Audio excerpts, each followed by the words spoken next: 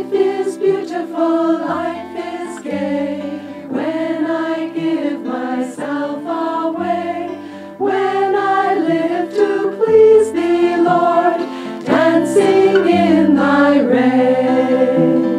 Let me see thee everywhere, hear thy melodies in the air.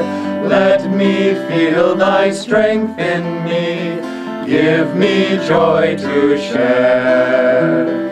Life is beautiful, life is gay, when I give myself away, when I live to please thee, Lord, dancing in thy ray.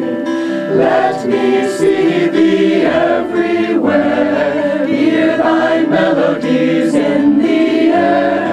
Let me feel thy strength in me, give me joy to share.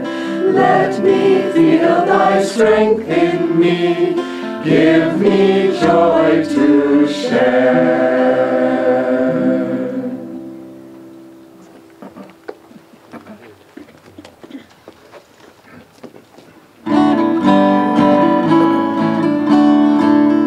Every morning when I greet the sun, when I move forth through crowded ways, in my heart, Lord, ever so silently, I will always think of thee.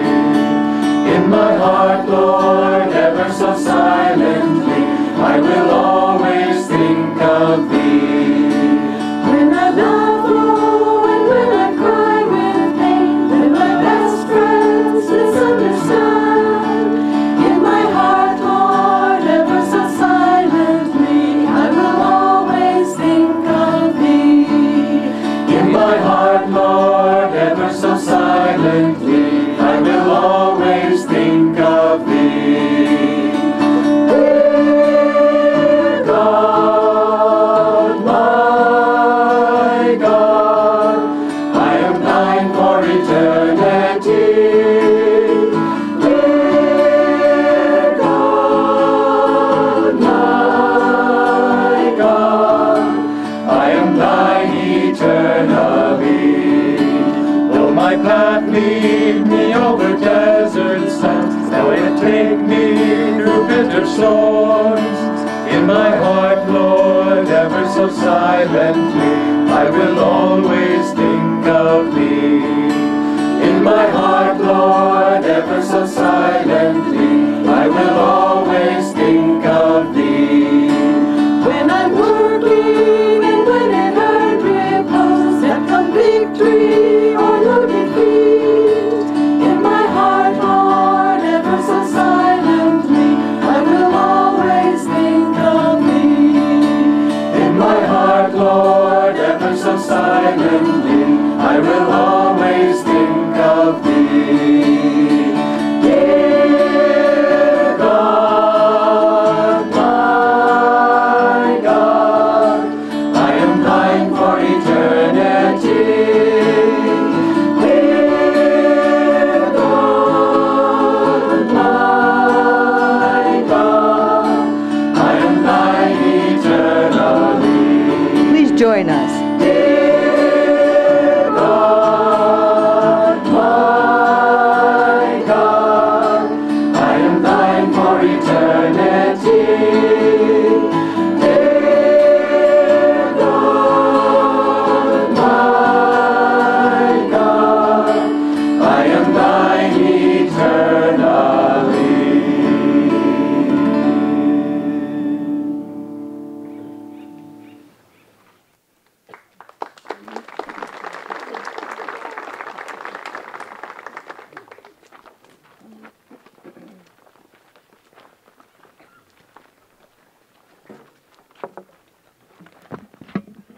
Good morning, everyone. Welcome to Wednesday of Spiritual Renewal Week. My name is Atman. I serve here at the village as the village manager. And joining me today on this panel, we have Melody Hansen, who also lives here at the village, is instrumental in the yoga program at the Expanding Light, and is also, as of this year, a new mom, enjoying that journey. We We have Brahmachari Kamran Matlock, who serves in the Living Wisdom School here at Ananda Village with the junior high and the high school boys. Nayaswami Padma, with her husband Hriman, who you heard yesterday, are the directors at Ananda Seattle, have been up there for many years, are founding members of Ananda. And finally, Nayaswami Gyandev, who serves here at the Expanding Light and is the head of the Ananda Yoga programs. So this week is all about finding happiness, and to give you the 2-second resume of where we've been, we're in the little self, we're moving to the big self. We're finding happiness. We're on the spiritual path to find happiness. Yesterday we talked about some of the techniques of meditation. We're going to talk more about that later in the week. Today our topic is about attitudes, that consciousness, those ways of thinking that are going to help us move from the little self to the big self. And each of us is going to take a different aspect of attitude. What I'm going to talk about is courage. And why courage? Why is courage important in finding happiness?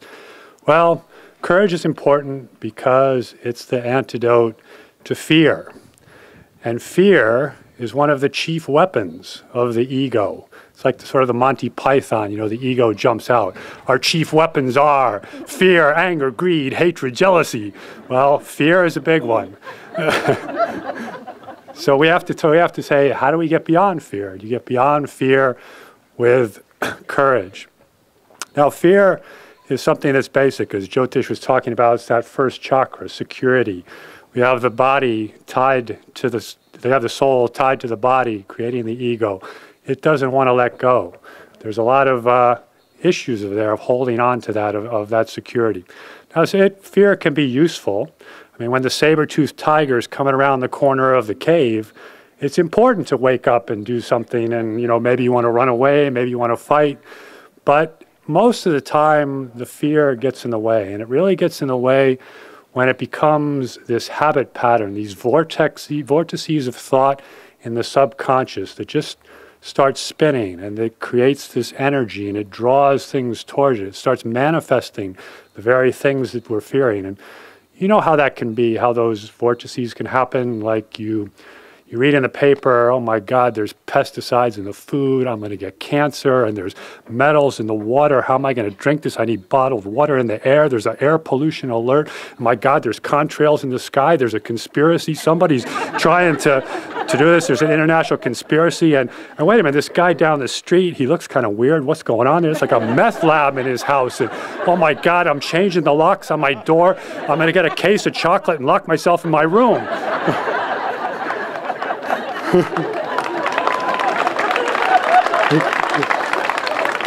So it can spiral out of control. And you have to put some energy back a different direction. You have to put out some courage. Well, what is courage?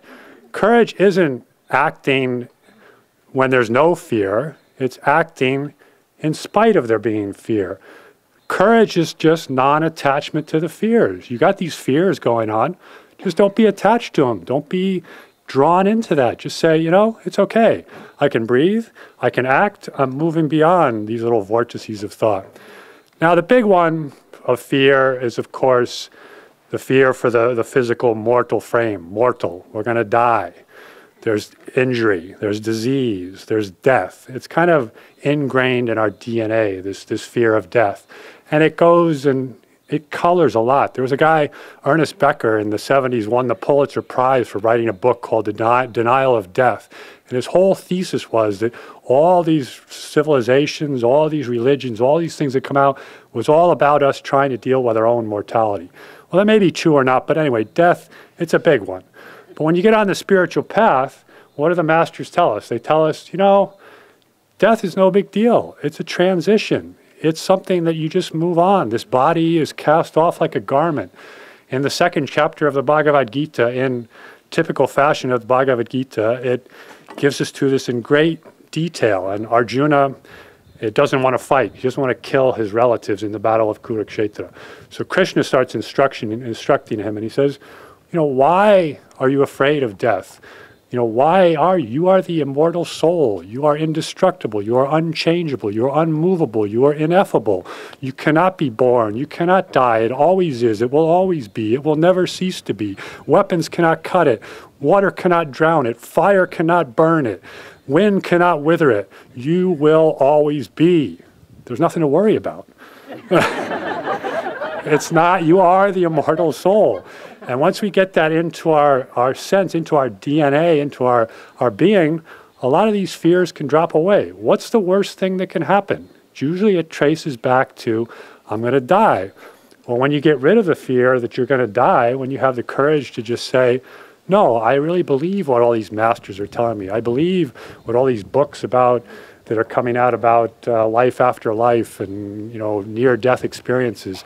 I really believe that stuff, and I'm not going to worry about death anymore. Master, in one of his lessons in the 1930s, he has this beautiful frankness and way with words that he puts these, especially in his early lessons, and he kind of sums it up as that there's nothing to fear. If you're not dead, you're alive. And when you're dead, there's nothing to worry about because everything's gone and it's all over. So get over it. There's nothing to worry about.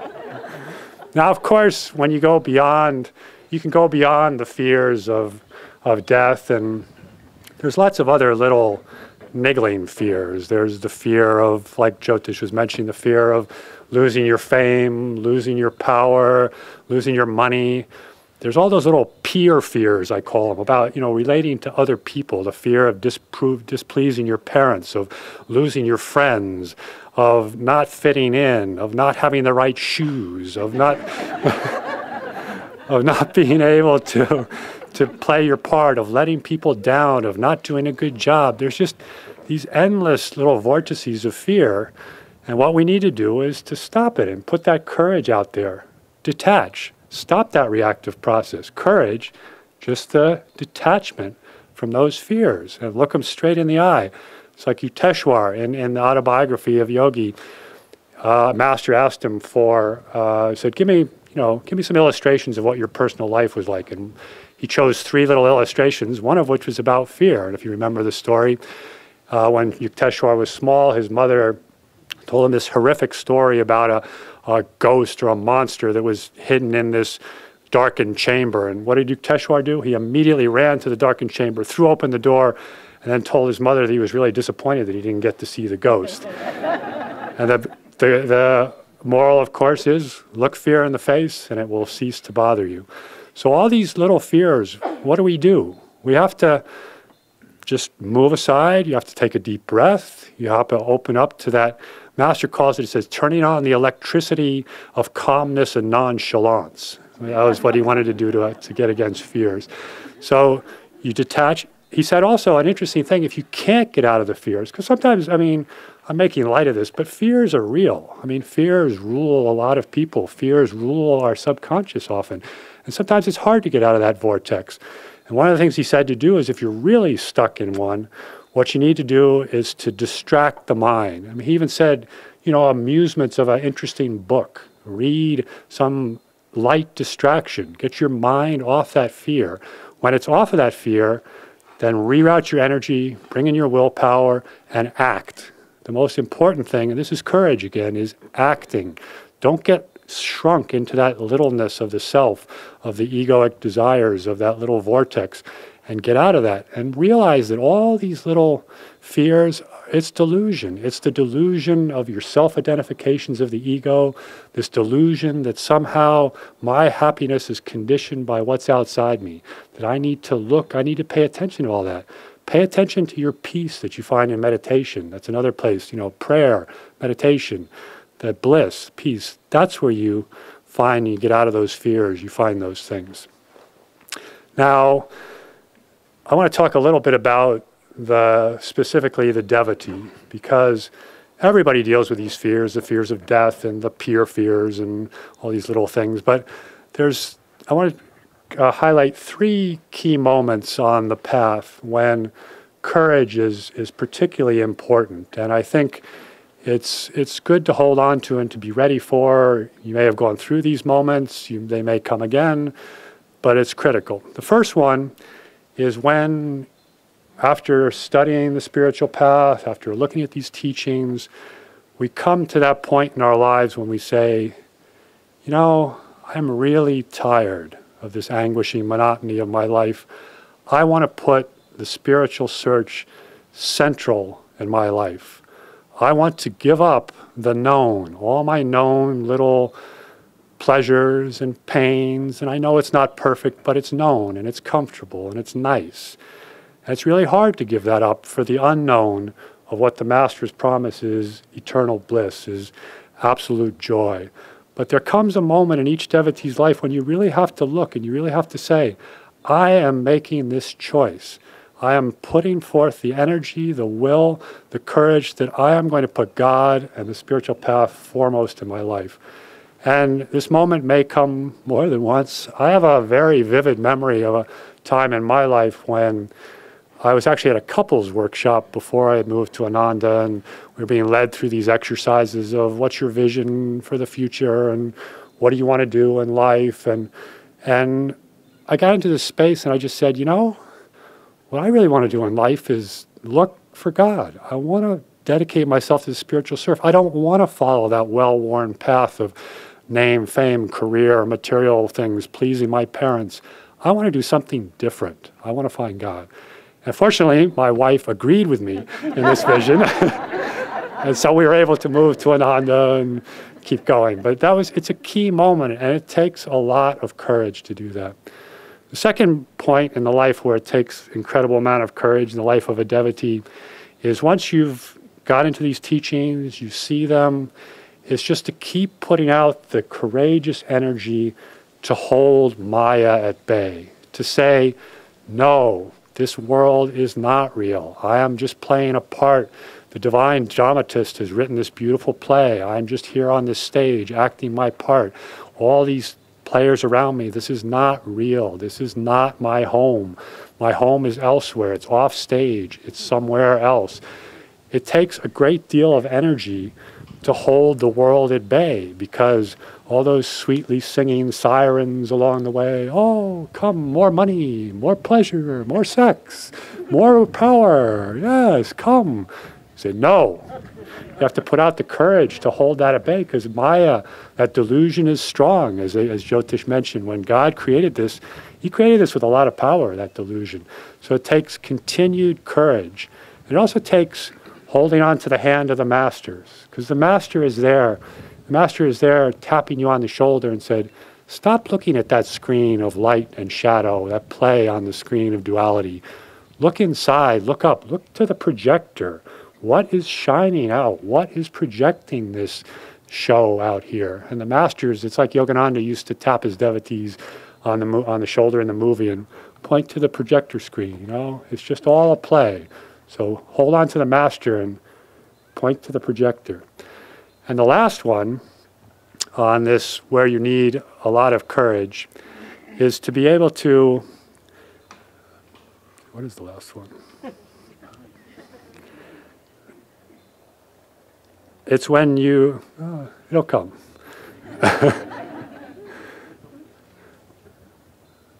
Well, let's go on. Well, it's right there. It's the courage to stand up in front of people.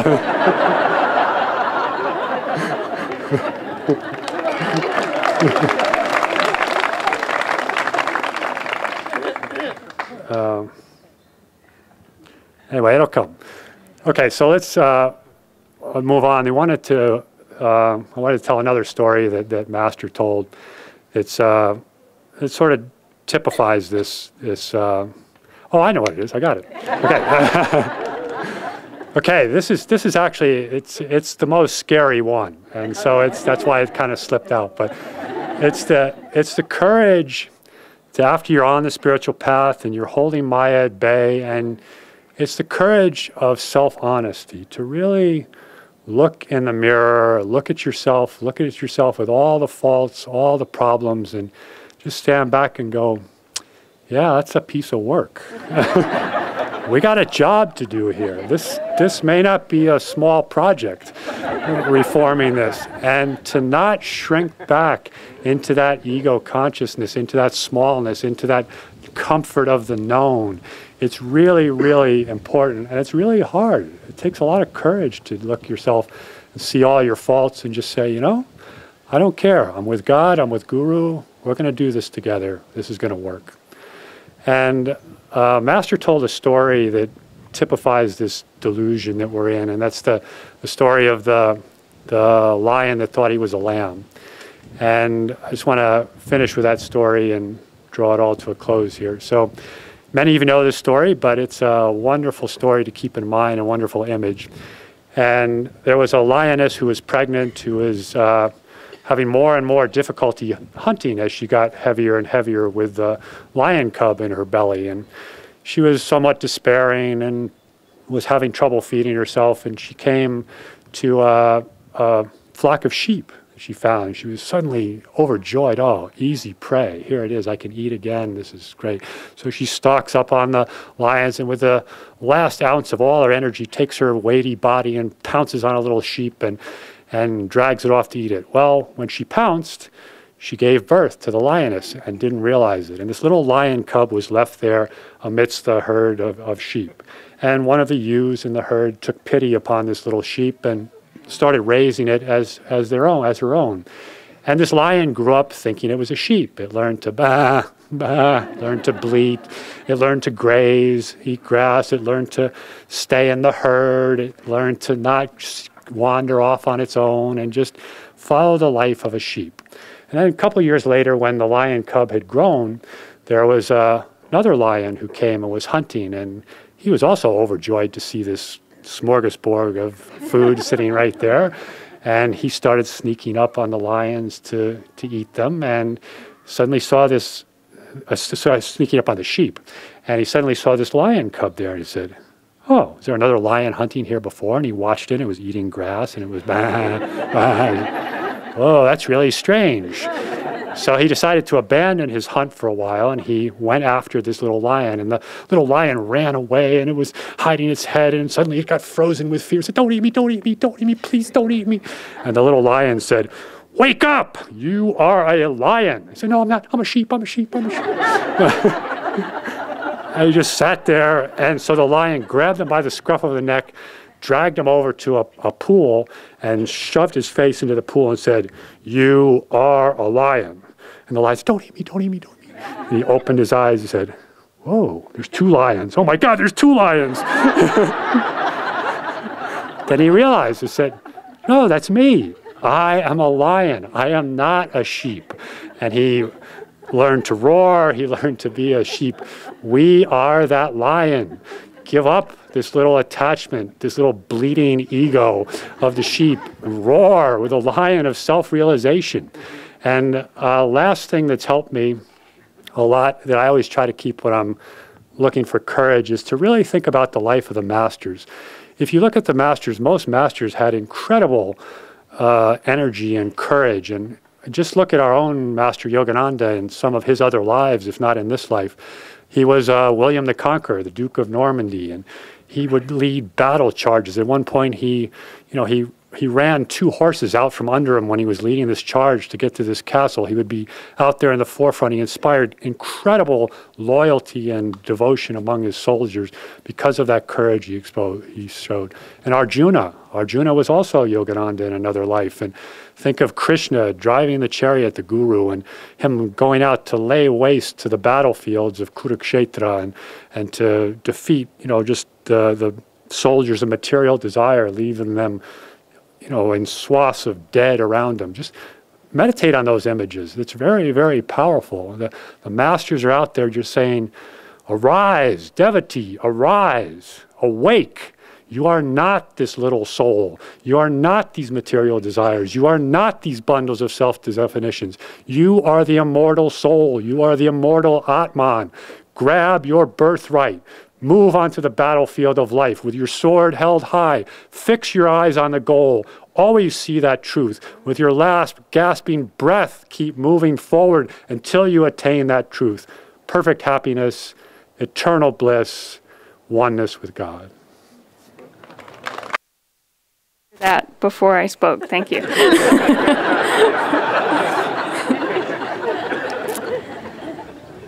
Well, good morning, everyone, and thank you for having me. It's a real honor to be speaking at such a special event with all of you dedicated disciples and truth seekers.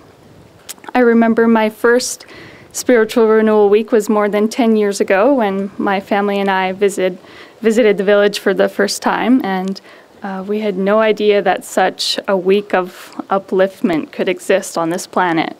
The classes, the music, the inspiration and performances were like nothing we had ever experienced, and we literally felt a spiritual high from being in these vibrations with all these joyful people, and especially being in Swamiji's presence. We could feel like it was the most important thing we could be doing for ourselves spiritually. And so my family and I made it a tradition to come back for this week every year. Except when they found out I was speaking, none of them showed up.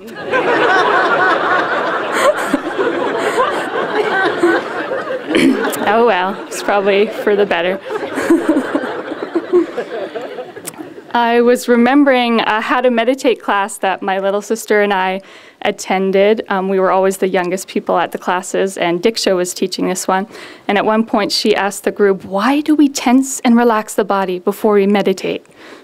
Everybody was silent. I guess no one knew the answer. And I was 14 years old, and I thought, I'm going to give this a shot. So I raised my hand and said, to help relax the body? And she said, very good, to help relax the body. I was like, okay, I guess the spiritual path is a lot simpler than I thought. Thanks to Diksha, I embarked on the spiritual path. I wanted to base my talk this morning on something that Sister Gyanamata said. She was Master's most advanced woman disciple, and she said many great things, but this particular quote is on right attitude. She said, "These three instructions plus meditation contain the only rule of life that any disciple needs: detachment, realization of God as the giver, and unruffled patience. As long as we fail in any one of these three, we still have a serious spiritual defect to overcome." I love how she says serious spiritual defect. It's true. So the first attitude, detachment, I don't think this attitude is achieved by simply deciding to be carefree about whatever comes your way. If that were true, it would mean all of the world's hippies were 1/3 of the way from self-realization. And who knows, maybe they are. I think Ananda is an exception.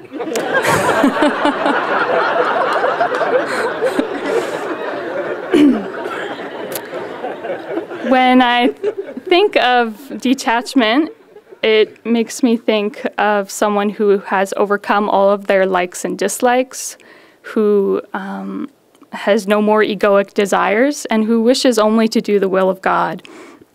And this reminds me of a beautiful disciple, Maria Warner, who was a disciple for 30 years, and she lived here at Ananda Village since 1980.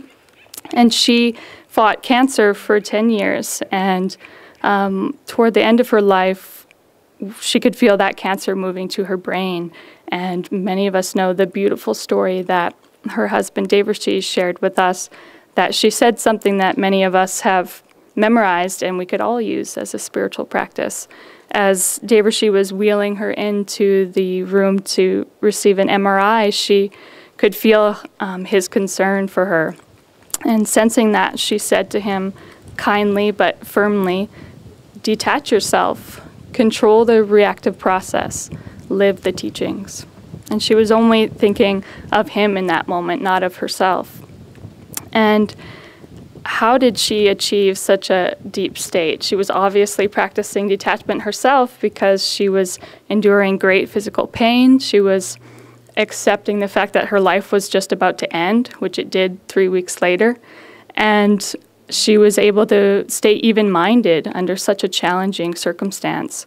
I think ultimately it came from a life dedicated to God and her guru, to having a daily practice of meditation, particularly Kriya Yoga, where you can work with the rising and falling currents in the deep spine, as we're told are directly related to our attachments to this world. And I'm sure that Maria experienced deep states of stillness in her meditations where God's peace could be felt, and in that, bringing it into her day, and also realizing that this world of duality or light and dark is really only just God's light and shadows.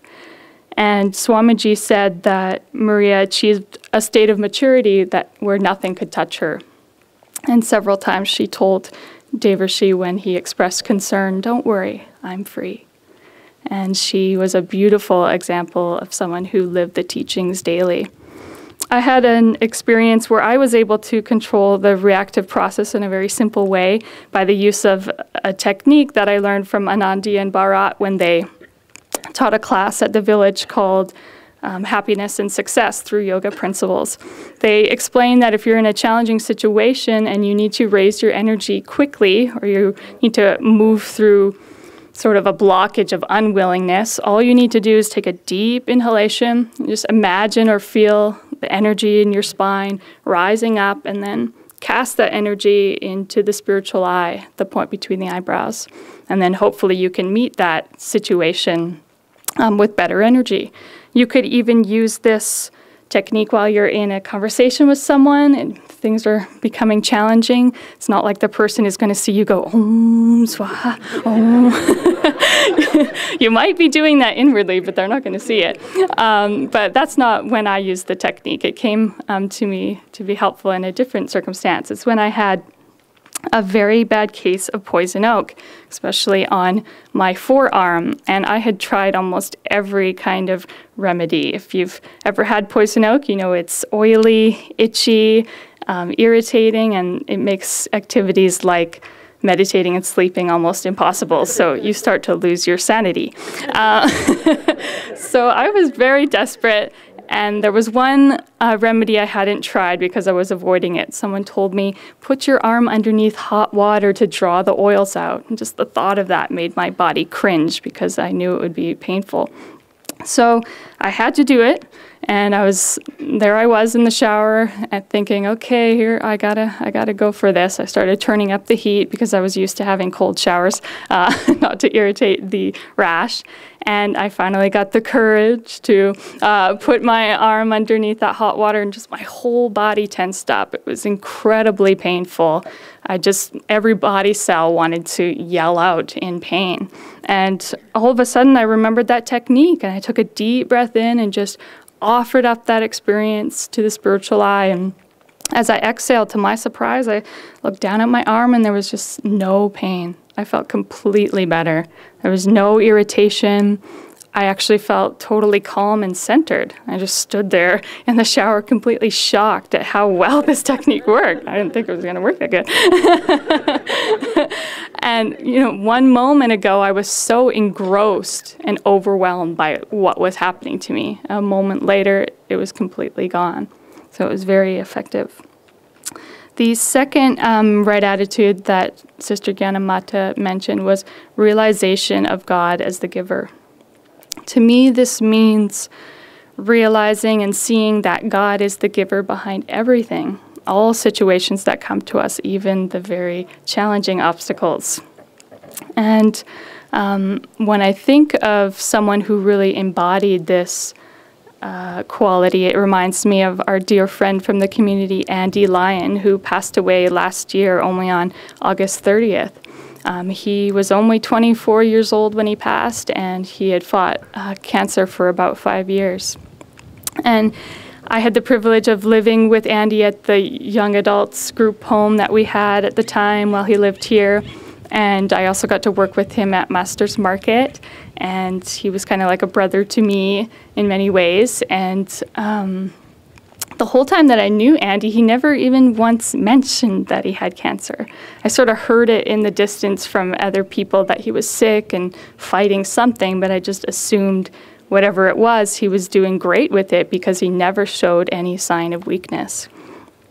And so at one point, While Andy was living at the village, he decided he wanted to walk the Pacific Crest Trail, which is more than 2,500 miles from Mexico to Canada. That's a challenging journey for someone completely healthy, let alone someone fighting cancer. And he did complete it over 6.5 months, but it took great courage to set such a goal and to go for it, not knowing what was going to come of his body, the physical challenges that he went through. I wish I had more time to tell about his inspiring journey, but his mom said that he wanted to be out in nature with Divine Mother's energy. He wanted to be in the fresh air and sunlight, which he knew would be so good for him. And he wanted to be out in a place where people weren't worrying about him. And he didn't want to have that label that I have cancer. And so he was able to be free of that while he hiked. And while he was on the trail, every morning he would see the sunrise. And he would look at it and just calmly say to himself, another day. And he was just so grateful for the time that he had. He really lived in the present moment because he didn't know when his time would end. And the way that he accepted his karma is just incredibly inspiring to us all.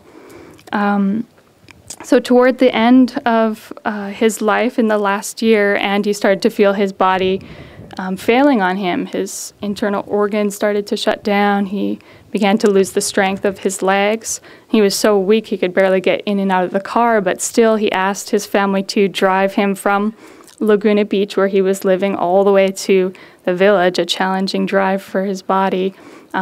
But he loved Ananda so much, he really wanted to be here. And his mom said that he was so elated when they got to the Crystal Hermitage guest house that within 4 days he passed and surrendered into the next realm.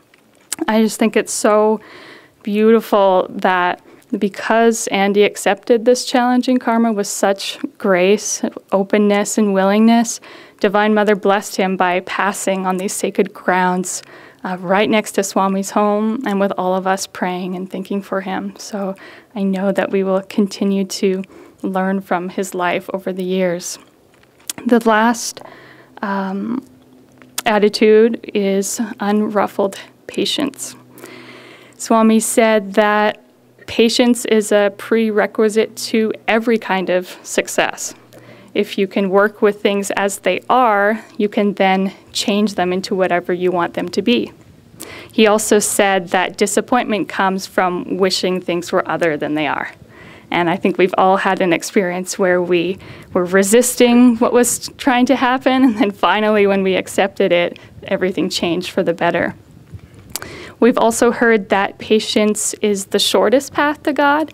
This can sound kind of funny because patience often requires learning to wait for long periods of time. But we know that on the spiritual path, we're not waiting for God to come to us. He's already here. It is we who have to increase our awareness of his presence. He's right behind our thoughts, behind our every breath. And so we have to coax him to come to us through our love and devotion. Just as the beautiful chant says, patient endurance will bring us to victory. Once we have God, we will want nothing more. And there was a man who was having a very challenging period in his life, and he went to his spiritual counselor and said, I just don't have time to do my practices right now. I'm going through so much. I'm just exhausted. And his spiritual counselor said, this is the time when you need your practices the most. That help, that guidance, that deeper attunement to your guru, this is how you're going to get through these tests with his grace. And so I just like to close with the beautiful words of masters from the song Keep Calling Him. Remain persistent, undepressed through dark and seeming silence. If in the midst of life, disease, and death you play the dancer, yet keep calling him, you will receive his answer. That was a great melody. So, hello, happy people. It's great to be speaking with you today, and I hope you're all doing really well with Jyotish's homework that he gave us at the beginning of the week. I hope you didn't forget we're supposed to increase our happiness permanently. So I know you're all doing that. I've been practicing that, and I've realized a couple things as I've been thinking about what really makes me happy. Are there different kinds of happiness? Which type of happiness might I prefer? Where does that happiness come from? Anyways, I've also been looking for ways to better gauge my happiness. And one way I was thinking about this yesterday, one way I think is how I wave to people. I don't know if you're familiar with this, but waving is a big part of living at Ananda Village. I didn't know that when I came here.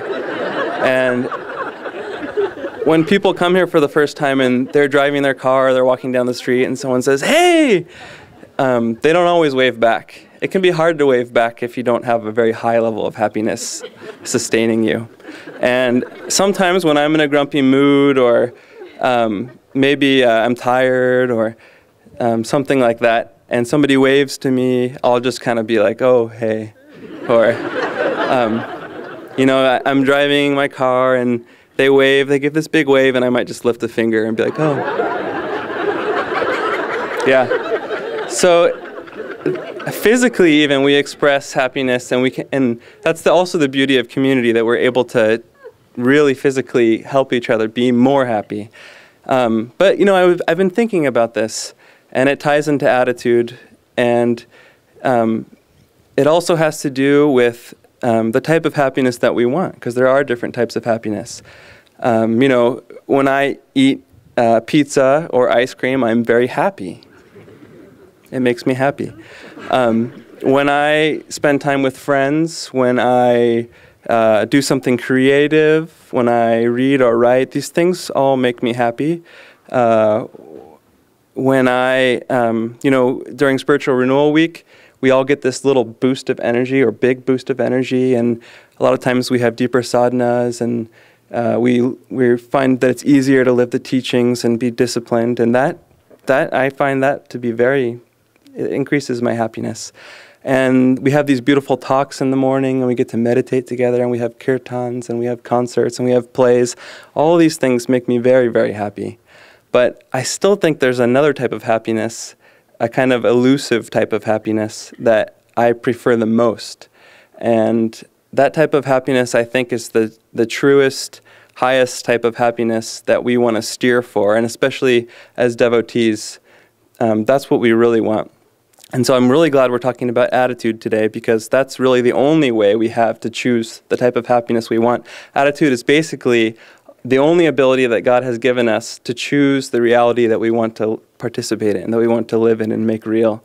Swamiji wrote some really great notes down, discipleship notes, for a class he gave as head monk at Self-Realization Fellowship. And he talks a lot about attitude. He says attitude is the most important thing on the spiritual path. And he quotes this little rhyme that it goes, "Some ships sail east, some ships sail west, by the very same winds that blow, for it's the set of the sail and not the gale that determines where you go." And it's, Swami says that attitude is the set of our soul. And so we know that, like the ships blowing in the wind is neutral. The wind is outer circumstances in life. It's always going to be neutral. And a really bad sailor can really muck up a really gentle breeze. You could create a storm out of a really light breeze. But a really good sailor, it's the easiest, most effortless thing in the world to just go with the way the wind is blowing. And attitude's like that too. Attitude is the set of our soul. And so we have to be careful when we're choosing a level of happiness that our attitude is in tune, is at the right frequency for the happiness, for the level of reality that we want to participate in and make real and own. And it's not always easy, of course. And for the devotee, again, and what I would like to speak about today is the attitude of living for God alone. And I think the previous speakers have also touched on this. And it ties in with attitudes of selflessness, self-forgetfulness, the attitude of serving the divine and all. But God has made it very easy for us. And Master and Swamiji have boiled down the teachings to really 2 points, 2 main ingredients. And this is very, very good, because I don't know if you know this, but monks aren't famous for being good cooks. And myself in particular, I like my recipes to be very, very simple. I'm actually a big fan of Devarshi's cookbook. Some of you may know this, and it has a really wonderful recipe for peanut butter and chips. It tells you how to prepare it, how to serve it, detailed instructions, 2 ingredients. I'm good. And so God has also boiled things down, very simple, 2 main ingredients. And if we follow these ingredients, if we cook with these ingredients, then we'll find that we can sustain a very high soul happiness, and that our attitude will reflect our choosing of that reality. It's not always easy, though. I remember a dream I had once that really illustrated these 2 main ingredients. And this dream also reflects different levels of happiness. And in this dream, I found myself in a really kind of dingy basement, and there was bad energy there, and I was kind of frozen in this chair, and there were some unsavory characters around, and I kind of inwardly asked for help. Master, Swamiji, help. And Swamiji was there, and Swamiji led me up this flight of stairs. I could move. I walked up into this room. There was this beautiful room there with beautiful art. Amazing music was playing. There was all kinds of creative things, statues, and it was beautiful. But Swamiji didn't look at anything. He didn't listen to the music. He just walked up another flight of stairs into another room. And I said, oh, I better follow Swamiji. And so I started walking, and then I saw, oh, look at this beautiful painting. Oh, this music is beautiful. And I started to appreciate and be happy with the types of experiences that were in that room. And after a while, I realized, well, I better follow Swamiji, even though I want to stay here. And so it was kind of sad. I had to say goodbye to these lesser types of happinesses. And I went up the stairs, and I went into the next room. And then I saw Swamiji. He was kind of waiting impatiently for me there. And then he shot up another flight of stairs into another room, and I said, oh, I got to follow him. And then I realized that this room was full of people in need. I saw friends and family members. I saw some strangers, but all people who were in some sort of need. They were ailing. They needed me. And so I began to find myself going around and helping people, some physically, some I was kind of coaching them through an experience. And it was deeply fulfilling. I realized, wow, I'm really making a difference in these people's lives. And there was a deep sense of happiness there. And then after a while, I started to realize, though, again, Swamiji just blew right through. This can't be it. There has to be more. And again, with deep sadness, I had to say goodbye. I had to part with all these people who were in need, who needed me. But I had to say goodbye. I knew that I had to go on. And so I followed up the stairs, and this went on and on again several times. And each time, each room was a different type of happiness, a better type of happiness, maybe a more sattvic type of happiness. And each time I had to say goodbye with great sadness and go to the next level. If not to follow Swamiji, I had to know what was at the top. And eventually I did come to the top, and there was this great balcony, and I looked down and saw all these little apartments of false deluding happiness. And I turned around, and there was these great big double doors, and they burst open, and Swamiji and Master were there holding hands, and they came with tremendous power, and they said, there are only 2 things to remember on the spiritual path. Love God and love all as God. And I woke up with those words on my lips, and I knew those are the 2 ingredients that help us live for God alone. Those are the 2 ingredients that put God as the pole star of our life, that lead us single-pointedly towards the goal, towards ultimate happiness in God. And it's not always easy, but at least, even though it's boiled down, it's not always easy. We have to learn to get ourselves out of the way and put God's will above our will. And there's a lot of sadness, strangely enough, in pursuing ultimate universal happiness, God's happiness. And in fact, when we pray and ask God to give us divine happiness, we might be asking God to give us a lot of suffering and a lot of tests and trials, and it can be very difficult. It reminds me of that poem that Master loved to quote by Francis Thompson called The Hound of Heaven. And he compares God to a weed, a divine weed, but still a weed. And he says, this weed suffers no other flowers than its own, and it chars the garden of his happiness, and it's kind of bleak.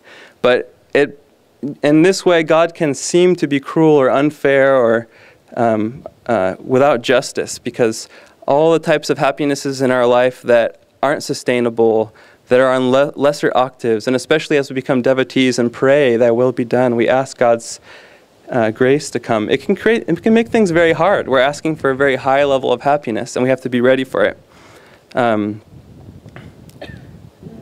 Sister Gyanamata also says, who Melody introduced, she points out something that's also valuable and worth mentioning regarding putting God's will above our will and making God the focus, the main shining goal of our life. She points out a quality or an attitude that she calls the distinguishing mark of perfect discipleship. And so as a disciple, when Gyanamata says a distinguishing mark of perfect discipleship, I pay attention. She has my attention there. And I had an experience once where I learned this distinguishing mark, and I still am practicing it. It's not easy, but Atman mentioned I'm a teacher here, and I've taught at several schools across California. And one summer, I found myself teaching summer school in a inner city school, and it was kind of a dangerous area. The school itself was safe, but the neighborhoods were a little dangerous. And our principal called all the teachers in, and she said, you know, one of you are going to have to leave. We don't have enough students to sustain this amount of teachers. And the school that you're going to have to go to is worse than this. It's actually a very dangerous school, and it's not going to be fun. She didn't try to break the news softly.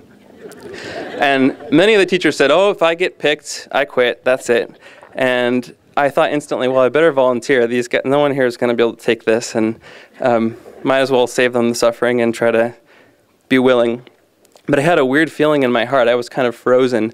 And earlier that morning, I'd actually been reading the Bhagavad Gita, and I was reading a stanza wherein Krishna talks about the sin of stealing somebody else's dharma. He says you have to be careful not to influence or overtake or take experiences that belong to somebody else, dharma that belongs to somebody else. And I said, well, maybe somebody needs to go to this really awful school. Maybe it's not my dharma. I don't want to take their dharma. And it sounds convenient now. But in any case, I didn't volunteer, and of course they drew a name out of a hat, and it was the worst person for the job. It was this very new, very fresh young lady. She was extremely pregnant, and it was not the right for her. And she instantly started crying, and it was just bad. And I said, okay, God, I have to volunteer. Now there's no way. Inwardly, I was checking in with the Guru. I was checking in with God, saying, thy will be done. If this is right for her, then I shouldn't interfere. I should give her my blessings. I should pray for her. But at the same time, I prayed, God, what are you, crazy, sending this pregnant lady into this awful, dangerous school? That's crazy. And but at the same time, I felt even more strongly, don't interfere. Just wait, be patient, see how things unfold. I walked back to my car. I sat in my car. I checked in with God again. If this is really what you want, I'm happy to volunteer if you ask me to, if I feel guidance to go back. And just as I was checking in, I was listening, things just totally switched, a flip-flop of energy. And I heard in my head through my own thoughts, go volunteer, go save her. And I ran to the other side of the parking lot, and I found her, and she was still crying, and she was still extremely pregnant. And it was, I said, okay, I'll volunteer. I'll go to the really awful, dangerous school. And she kept crying, I guess out of joy, but she just kept crying. And what I learned from that experience was that God is always speaking to us, and his will is always trying to express itself through us. But sometimes it can be very subtle, and it can change. And we can't just assume that the guidance we're getting now won't change along the road. And if we really want to put God's will at the forefront of our life, this is what Gyanamata said. She said, you have to be ready to meet God with jubilant heart, ready hands, and ready feet. And if we're not always willing and able and ready to meet God's will and to express God's will, then even if all the devotion in the world won't prove to ourselves and won't prove to God that we are choosing the highest level of happiness, that we are putting God as the pole star of our life. And I'm still practicing that today, the distinguishing mark of a perfect disciple. Gyanamata was always listening around Yogananda. She was never speaking. She was always listening for inner guidance whenever he walked into the room. And many times she'd hear in her head his voice giving him guidance. And so I wish for all of you today that through the attitude of living for God alone, through the attitude of making God the pole star of your life, you find a deeper soul happiness that only grows and gets better as you have more years on the path. Bless you all. How feels everyone? How is everyone? That's what I want to talk about today. Have a seat.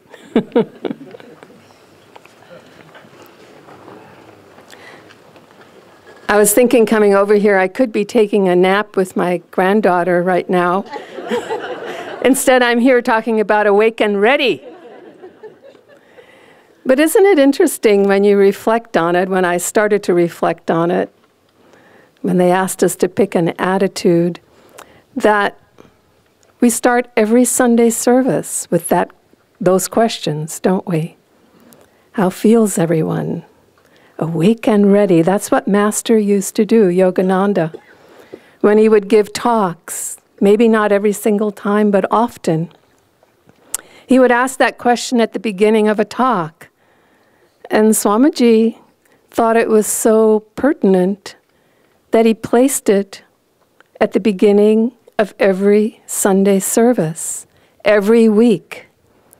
We try to remember to stay awake and ready. In fact, we say that, we experience saying that right before we sit and absorb the inspiration of the service, the truth, the vibration of the service, because it makes us more open when we are awake and ready. And I think probably if we had a list of attitudes, that psychology and the world would have, I bet there isn't one called awake and ready. But I'm adding that one to our list because it's Master's very own contribution. And it's very, very important to us on the spiritual path to be open, to be receptive, and to remind ourselves constantly to be in that state. I know through the years when Swami Kriyananda would call, or when I needed to call him for some reason, I made it a practice always to have a picture of Yogananda present when I was speaking with him on the telephone, to stare into Yogananda's eyes. I placed my telephones in the house and on my desk at work in such a way that that was always there. And of course, it shouldn't be just for when Swamiji called, but it was a good and important practice, because in staring in Yogananda's eyes, I made my feeble attempt to be more and more in God remembrance and to be getting that ego out of the way. All those little thoughts and predilections, all those opinions and likes and dislikes out of the way so I could hear whatever it is that he was communicating with me at that point in time to the best of my ability. And that's not easy to do, because that's why we're here. We're all here because we still have those egos, right? And to put it out of the way so we can hear, so we can listen, so we can be open and receptive is first and foremost, begins our Sunday service on the spiritual path. That sense of also the discernment, having the discernment, being able to read between the lines, being able to hear the tone of voice in every interaction that we have in our lives. It was a good practice, and I still try to practice it to this day, especially when people come to me with their troubles and for advice. I try to always place myself to be looking in Yogananda's eyes at some point during those conversations, to be able to be in remembrance and to be able to stay awake and ready. It's first and foremost in our pathway to happiness. It brings us to openness. It brings us to receptivity. It brings us to all those qualities folded in to that thought. And Master Yogananda taught his direct disciples in so many ways. He would offer them pearls of wisdom, pearls of truth, and they could hear it only to the extent that they were ready to hear. Swami himself, Ananda, tells the story of the lecture at Beverly Hills garden party that Master gave, and I think this is the anniversary of it, this very day, today. And out of 800 people present, he was the only one who had the karma and the openness and the receptivity at that point to hear that call of launching the movement of spiritual communities, of intentional communities. But there were 800 people present. How many times are we sitting in a room and we hear things said, beautiful things of wisdom, and we walk away and we all hear different things because we're listening through our own filters. So Master would throw out these pearls of wisdom, and the direct disciples would pick them up as their own transparency of ego allowed them to pick it up. But he never imposed that wisdom. He never forced people to do anything. And Swami Kriyananda learned that and shared that same principle with us all. He never imposed. He simply offered. I was reflecting on this the other day, that we were in Palo Alto with him once at the apartment the Pravers used to live in with the sliding glass doors, the double apartment. And there were about a dozen of us. And I don't remember why we went, there was some event or some meeting. And it was the evening, we were relaxing together, and we put on a proverbial Swami movie to watch. And he was known for his love of Bambi and, movies like that. And so this night, I think it was an Audrey Hepburn movie. And we were about 10 minutes into it, and the room was dark, and I noticed that most of the men were not there. And then right in that moment, I noticed that a couple of the men were sliding out sideways through the sliding glass door. And Swami was sitting over maybe 15 feet away, 8 feet, 10 feet away from them. And very quietly, as we're all watching this movie, he said, "Are you going to watch the movie Shredder or The Shredder?"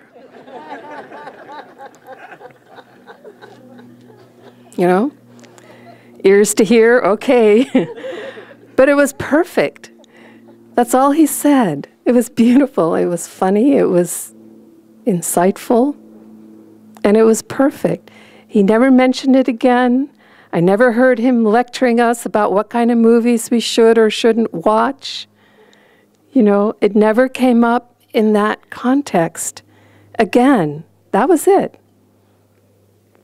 But we have to listen and then absorb and then take it in, because the quality, as I'm calling it, is awake and ready. And it's really two things, isn't it?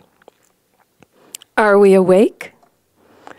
Or are we like my teenage son, Kashi, used to be when he had to get up to go to school, and I'd go in the room and I'd wake him up, and he'd be up and he'd be starting to dress, and 10 minutes later I'd come back in and he's snoring away, sleeping again. And at some point I got an alarm that was really, really awful sounding, and I placed it way on the other side of the room. That thing would go for 45 minutes. Teenagehood. It was impossible to get him up, But it's not just teenagers. I mean, that's us, We hear the call. We know how to live. We know what those right attitudes are. But actually doing them is something else. So that's the second part of awake and ready. Now we're awake. Are we ready? Are we ready? I like movies with action in them.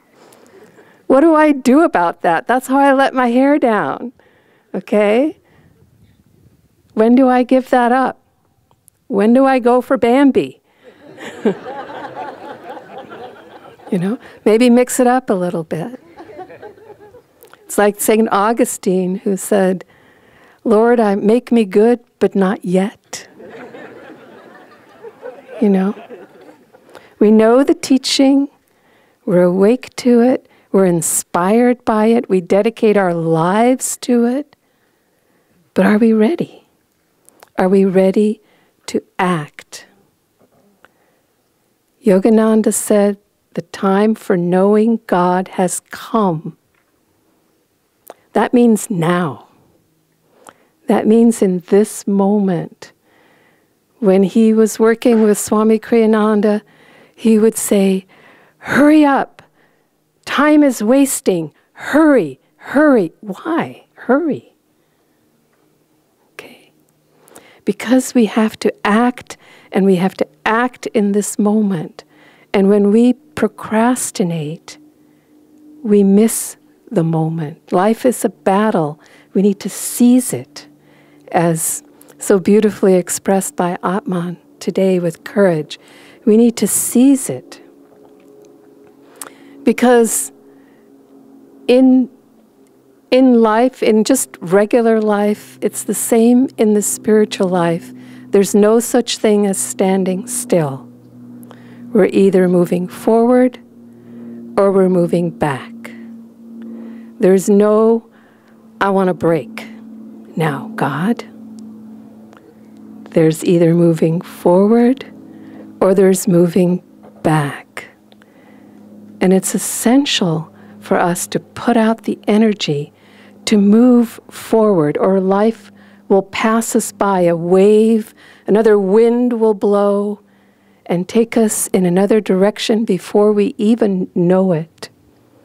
And even when we're not sure about something and we need to feel it inwardly and feel that inner guidance, we don't get that by just sitting and thinking about it or even meditating on it. We need to act, put one foot in front of each other towards that guidance. And in that process, in that bringing it to life, we'll be guided to turn right or to turn left or to make this adjustment or that. It's never passive. It's always vibrant and active. And then we're awake and we're ready. And then we want to stay awake and ready. Master himself gave that illustration of the devotee that he would wake up and they'd go back to sleep. You know, they'd be inspired for a little while and go back to sleep. He said, I like that devotee that pops up like toast. You know, awake, ready, stay awake. That's my prayer for you.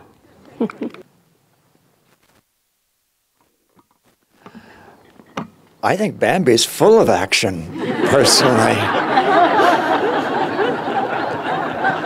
So much action that from the time I first saw it until when I was probably 6 years old, I couldn't bear to watch it again for 50 years because it was just too awful. I brought your textbook for the week with you. Actually, it's your textbook for life. How to be happy all the time. If you don't have it, please get it. It's a wonderful book.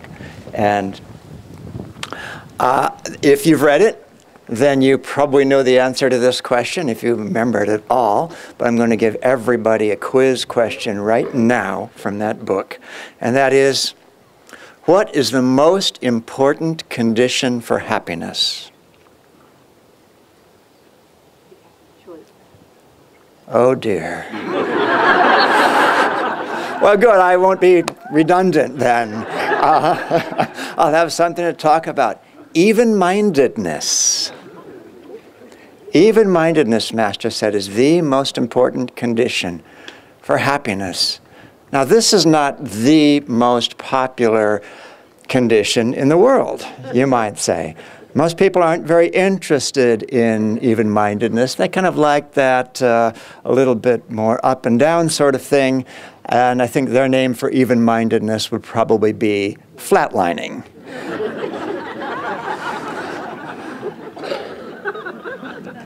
But for the devotee, we have even-mindedness is so crucial for what we're trying to accomplish, because it is getting us out of that up and down. You know, when I first decided to move to Ananda Village, I was working for a consulting firm and had a sort of promising, lucrative career in front of me. And when I told my boss what I was doing, it took him quite a while to pick his jaw up off the floor. But he finally did, and the next time we went out for a run together, I talked a little about it. He was a very curious person, so he wanted to know what this was about and what this yoga stuff is. It must be something more than yoga postures. And I said, yeah, it is. And we talked about some basic elements of yoga, and we got to talking about the ups and downs of life, riding that roller coaster of the ups and downs, and we talked about, or I talked about, you know, cultivating a sense of even-mindedness in the face of all this, not getting sucked into the ups and downs of that roller coaster. And he listened to this for a minute, and he looked at me, and he said, I like the roller coaster. I said, oh, okay. Not everyone is interested in getting off the roller coaster. I was listening the other day to a talk by a lovely Tibetan Buddhist monk. He is a Frenchman, a French scientist by background. He now lives in a little 2-meter by 3-meter hermitage in the Himalayas. I'm sure many of you have seen this video on TED. And he was talking about the reaction of the French intellectual community to all the hoopla around happiness.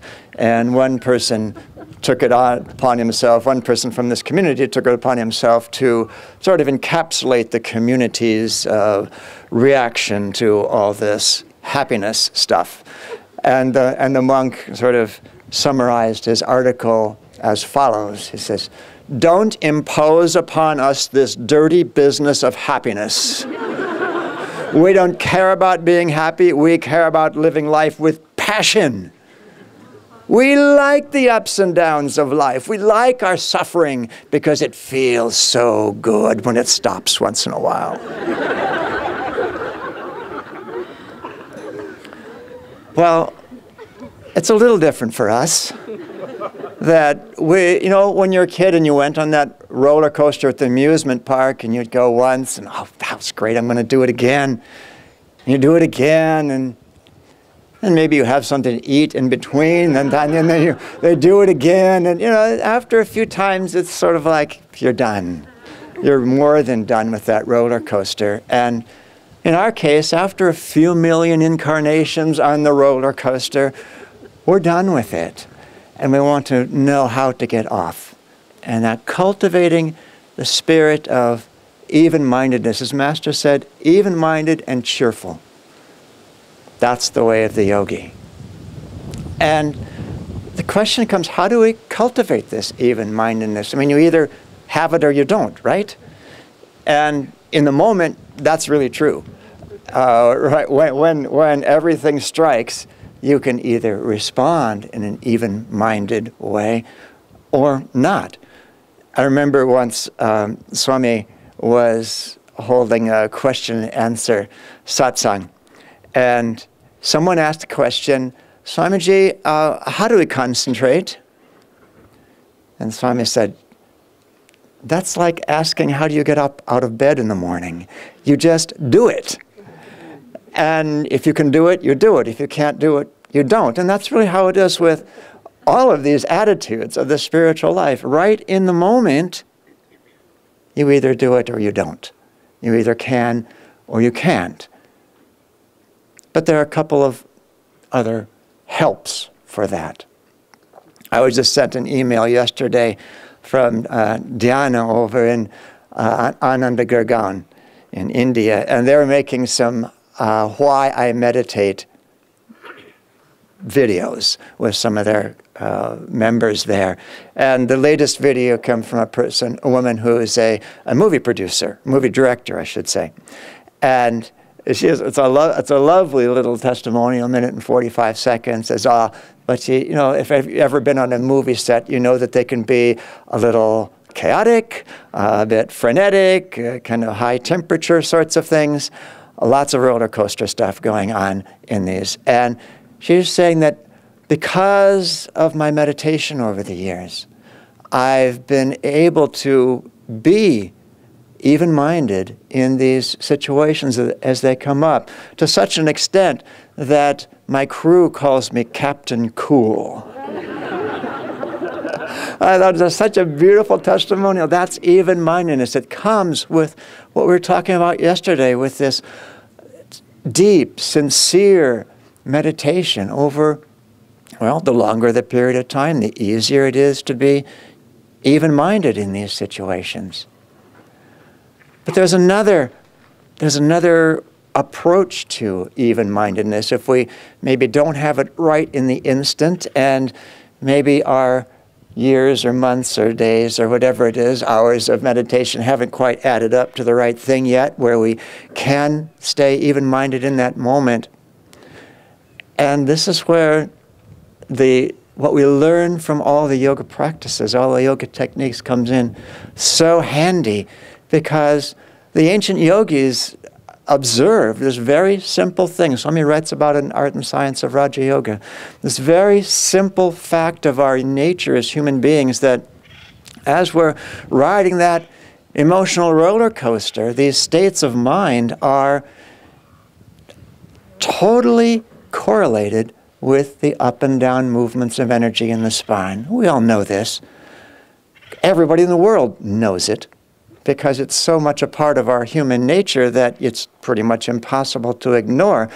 But yoga takes that fact and packages it in such a way that says, look, your states of mind do indeed influence the way energy moves in your body. But isn't it interesting that if you maybe can't hold on to those states of mind the way you'd like, maybe you can't be right in the moment, as even-minded as you'd like to be, if you have just a few moments to take hold of the energy in the spine, not as subtle as states of mind, a little easier to get your metaphorical hands on energy, and keep it from just going that up and down of the roller coaster. You can be even-minded in the moment. And so the energization exercises, which Maria was talking about so passionately yesterday, they teach us that. They teach us that control of the life force like nothing else I've ever experienced. The pranayama breathing techniques are fabulous for teaching, giving the control of the life force, that if you don't have it right in that instant, you can get it very, very quickly, and learn to be even-minded. This is why I like to refer to yoga, especially when I'm talking to a more general audience, as a technology for happiness, because it is simply works on the principles of our own being. There's no magic there. There's magic outside of yoga when divine grace comes in, but there's no magic in yoga itself. It's just so simple and so elegant and so effective that it works, and it can be used, the same principle can be used. It's not just even-mindedness for any of these attitudes that we've been talking about today, for any attitude you can think about. You can use your ability to work with energy to cultivate that attitude. Now, that's the even-minded part. That's the creating a doorway that we can walk through into a place of much greater happiness. But what about the cheerful part? You know, when I first heard even-minded and cheerful, I thought, it sounds a little corny. Cheerful? Like you're supposed to be walking around with a grin on your face all the time and sort of a little bounciness in your step. I'm cheerful. I'm cheerful. And it wasn't until a bit later when I realized that to a great extent, this cheerfulness is just simply about saying yes to life. Saying yes to the things that come our way. Because when we don't, when we resist, when we sit there wishing that life were other than it was, our energy is being drained. We're just losing energy on a regular basis. But when we say yes, it is an act of energy. Even if we're not enthusiastic about going to the school that's very difficult to go to, the act of saying yes just brings the energy that takes us from being in the perfect condition for happiness to stepping over the threshold, stepping through that doorway, or maybe a better analogy is stepping up to the state of happiness. That saying yes gives us the energy that can take us there. You know, I had an interesting experience last year in my annual seclusion. I wish it were more than annual, but annual is good. And I got attacked in my seclusion. I got attacked by a poem. I don't know if you've ever had this experience where something like that just grabs you and won't let go until you do it. So I hesitate to say how many of my meditations were distracted into thinking about this poem, but I got it written by the end of the seclusion, and I thought, whew, done with that. And then I thought, well, gee, don't think that was just for me. Shouldn't I kind of share it somewhere? And so I asked about maybe on the Expanding Light website. Maybe that'd be posted. And the answer was, well, you know, there's really not a place for a poem on the Expanding Light website. And I was all right. I was even-minded about that. No big deal. And then I thought, Clarity Magazine. That's a place for this poem. I asked about that, and the answer was, you know, Clarity Magazine doesn't really do poetry. I thought, okay. I stayed even-minded about that. And I just kind of put everything in the back burner for a while. And then yesterday afternoon, I was thinking,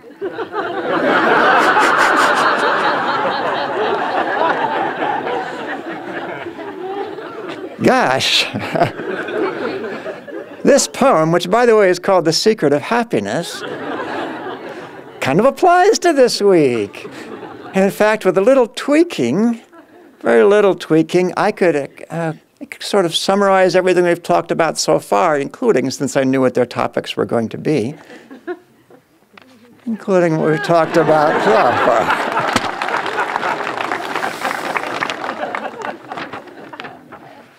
This won't hurt a bit. The Secret of Happiness, also called Ode to Right Attitude. Ah, sweet happiness, so often sought in places and ways where it simply is not. In people and things and events which don't last. In sensory pleasure and living life fast. In being admired, in having our way. In power, in fame, in lucrative pay. The happiness these bring is fleeting indeed. We want happiness that endures, guaranteed. The key lies in attitude, which is good news for whatever else happens, that we can choose. Sometimes it's happy, sometimes it's easy, and sometimes it's not, but always it matters, and sometimes a lot. So ask God to help you as you do your part to be even-minded and cheerful of heart, be ever awake and ready to go. Muster your courage, charge into the flow of all that life brings, for it's from the divine. Seek only the Spirit, and stay in your spine. Say yes to life if joy is your goal. Take charge of your attitude. Live from your soul. Then happiness won't have to wait one more day, for it isn't complex, and it's not far away. Joy is within you. Claim it through how you're living your life in the here and the now.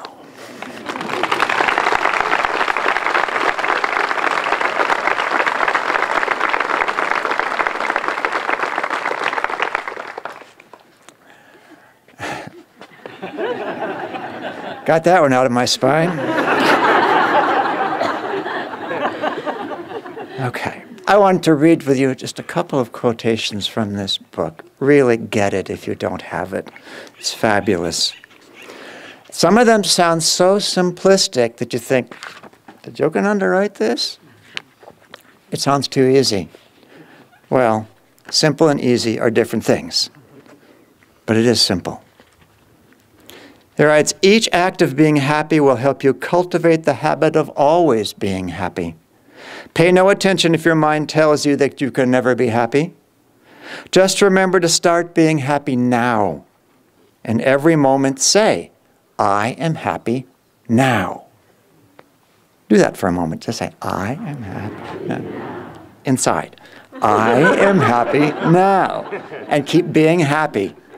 If you can continuously do that, then when you look back, you can say, I have been very happy. And when you look at yourself now, you'll say, I am happy. And when you look ahead, you will say, I know that I shall be happy. Because you have the skill of being happy. All your future happiness depends upon how happy you are now. So start being happy in capital letters now. There's another I'd like to share with you.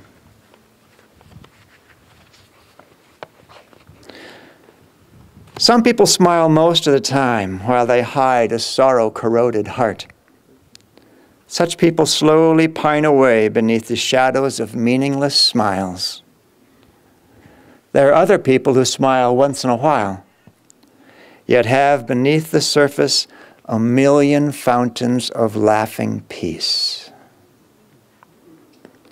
Learn to be secretly happy within your heart in spite of all circumstances, and say to yourself, happiness is the greatest divine birthright. The buried treasure of my soul. I have found that I am secretly rich beyond the dream of kings. May we all find inside of us and always a million fountains of laughing peace. So we'll lead all of us in a sing-along of Cherish These. Is there anywhere on earth perfect freedom, sorrow's dearth, selfless friendship, blameless birth? Cherish these, naught else has worth.